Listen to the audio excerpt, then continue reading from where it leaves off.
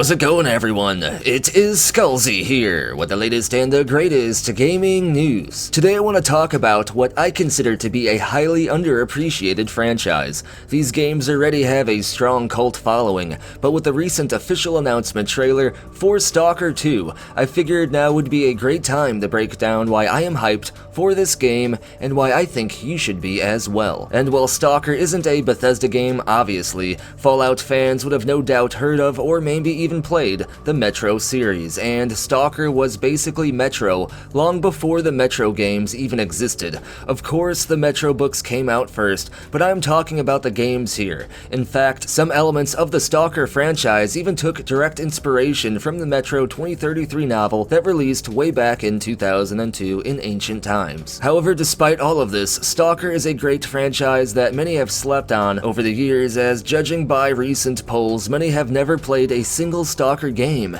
and some have never even heard of the franchise. Which is a shame, because in my opinion, not only did the games set the vibe and tone kind of for the Metro 2033 game in a way, but also they were amazing for their time. STALKER Shadow of Chernobyl, the first game in the STALKER franchise, is definitely showing its age now, but even though this game came out way back in 2007, it is still a ton of fun to play, especially with those graphic upscale mods, which is what you're seeing in my gameplay used in this video. And there are plenty of these mods. In fact, the one I'm using is older, except it adds a lot more game content to the game. But there are new 4K mods that make this game look almost pretty close to modern games. But the shining star of this game is its atmosphere and setting. STALKER takes place in the Zone, the area surrounding the initial fallout of the Chernobyl meltdown event that happened near Pripyat. Except in the STALKER universe, this event created the Zone. The Zone encompasses all the surrounding area of Pripyat and is full of mutated people, creatures, and artifacts. These artifacts are highly sought after, as they often have supernatural properties that can give its users untold power. And of course, as you can imagine, these artifacts fetch a very high price by collectors and researchers outside of the Zone.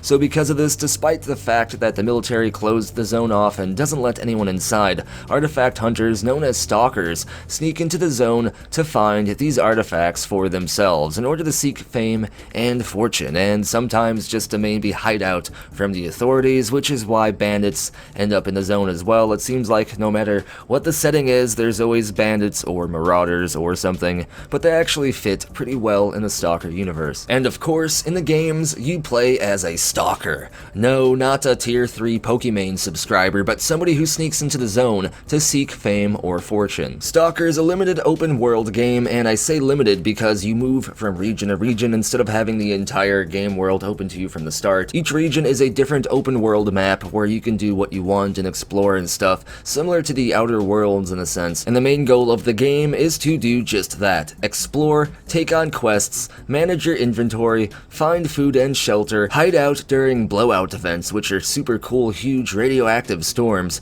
and you really want to find artifacts too, of course, because that's how you get most of your money, and that's how you kind of boost your stats. And all the while, there is a main quest line as well, which is actually pretty interesting and takes you deeper into the Zone, where stuff gets even more crazy. The gunplay in the game was quite good for its time, and still actually holds up well to modern shooters, but the game is definitely a lot more clunkier now than it was back then, being like more than 10 years old and all, but they are still great games, and I highly recommend you play these games if you haven't already. And like I keep saying, the atmosphere is just so unique and amazing. In fact, the atmosphere is what makes STALKER so special. Sneaking around a pack of mutant dogs as they snarl in the fields nearby, as you can hear other mutants and weird otherworldly noises echoing in the valleys around you.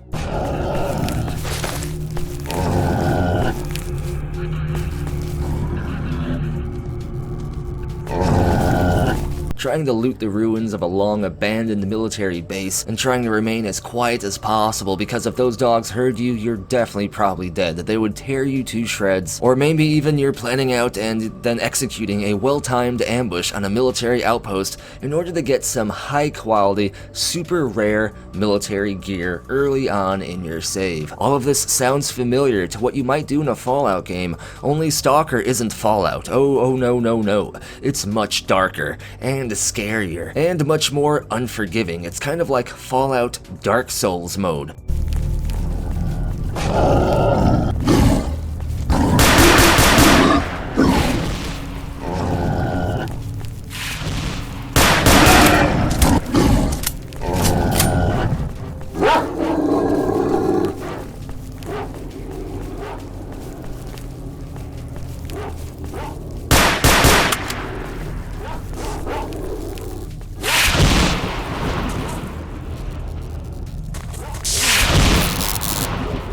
It's one of those games that you'll want to save as often as possible, as things can definitely go wrong at any moment, but when they do, it doesn't feel cheap or broken, and when you die, you know exactly why, and you can generally load up that recent save with a new plan in mind. There are even anomalies, which are strange and mysterious effects that occur only in the zone. These anomalies span from gravitational distortions that suck you up into them and crush you into pieces, or they can be a giant ball of energy that zaps down a tunnel, frying anything in its path. There are numerous anomalies like this, and they all are just as dangerous and mysterious. Fans of the Metro series should somewhat be familiar with anomalies, but remember, the STALKER games came out before the Metro games did, but not the Metro books. And while you may obviously want to avoid these anomalies, they tend to be where the most rarest of artifacts spawn the most, and on top of this, you can even throw lesser artifacts into anomalies to try to get a much rarer and more expensive artifact in its place. Kinda like artifact transmutation. And STALKER is a game that is literally challenging right from the start. Unless you're a die-hard STALKER veteran, be prepared to die a few times right in the starting area alone as you learn the ins and outs of the game and how all the anomalies work. Especially when you encounter more of the new enemy types later on in the game, as some are really cool and will totally surprise you. And on top of all this, I know this is something the Bethesda fanbase likes especially, STALKER has those factions. There is a faction system,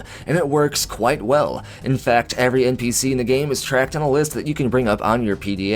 It won't show their location, but it does tell you what faction they are in and what their ranking is amongst other stalkers, and you can even raise your own ranking too by doing quests, killing enemies, killing mutants, or even joining factions. The faction system is dynamic, and your reputation with certain groups or even individual NPCs in the game changes depending on what you do and who you align with. And for the most part, you can basically kill like anybody, which could totally screw up some quests, but you can also get some really good gear early on in the game or some unique stuff. And I don't want to spoil anything here, but the story is decent. Nothing ground shaking or amazing, but definitely good, as there are some twists and turns that you definitely won't see coming. And like all of this, by the way, is just the first STALKER game, Shadow of Chernobyl. However, all of this awesome stuff, from the gameplay to the atmosphere to the anomalies, all of it carries over throughout the entire franchise in every STALKER game, except for maybe STALKER Clear Sky, which tries to do its own thing, and we kinda just let it do its own thing. But STALKER Call of Pripyat is amazing, being the most recent STALKER game releasing back in 2009 and building upon everything Shadow of Chernobyl does so well. So with all this in mind, it's clear to see why STALKER gained such a strong and loyal fan base. And like you've just heard, we've been waiting for a new STALKER game for more than 10 years by now, with many giving up hope and assuming the franchise died a long time ago, as this isn't the first time we all got hyped for STALKER 2. STALKER 2 was originally in the works way back from 2009 to 2012, however, due to budget and investment issues, STALKER 2 was cancelled in April of 2012. A huge blow to the STALKER fanbase, and essentially what felt like a death blow to the franchise. However, STALKER 2 came back to life and was officially announced again back in 2018. And seeing this official trailer in 2020 gets me super hyped, as it's really happening now. This is real. This game is really coming out, and judging by the trailer, it looks amazing. In case you can't tell by now, I am a huge, long-time veteran of this franchise, and this new trailer captures almost every element and vibe from the original games very well. It has that dark and foreboding atmosphere, combined with mysterious and dangerous anomalies, and seeing the STALKER universe revitalized with all the new improvements gaming has had within the last 10 years, which is quite a lot, it really makes STALKER stand out as potentially being a lot larger than it ever was before in the eyes of the gaming community. And this is awesome, as the STALKER franchise truly deserves the attention, as well as another sequel, and I hope it can not only live up to the hype as a great game, but at the same time I hope it can bring a lot of new players into the franchise, as a surprising amount of people have never played any of these amazing games. STALKER 2 is set to be released in 2021, although it could be delayed like everything else has been, but you can count on me to break down everything there is to know about this game here on the channel very soon, as well as to cover any new information in the times to come as well. That's going to end today's video though. Hopefully I helped build that hype and distracted you a bit from whatever crap you had going on in that IRL. As always though, what I want to know is, what do you think about all of this? Are you hyped for STALKER 2? Be sure to let me know what you think down in the comments below, and if your comment wins the internet, you may get featured in the future video. Be sure to like the video if you enjoyed the content, and if you want to stay to know when it comes to the latest gaming news, hit that subscribe button and turn notifications on so you don't miss the latest uploads. Follow me over on Twitter for any news that doesn't quite make it into my videos, as well as other channel updates, and check for links down in the description below for official Skullzi merchandise, the Skullzi Discord community chat server, server. And if you want to have your hand in providing future content, there are links on how to be an exclusive channel member here on YouTube, over on Patreon, or Coffee as well. And as always, thank you for watching. Be sure to tune in next time when Cheeky Breeky.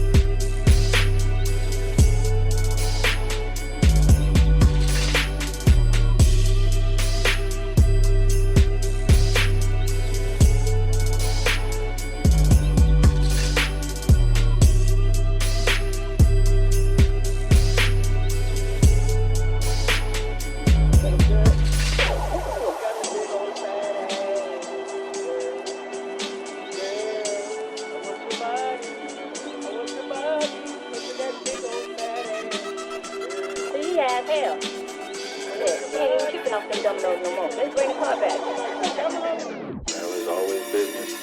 It's not always business.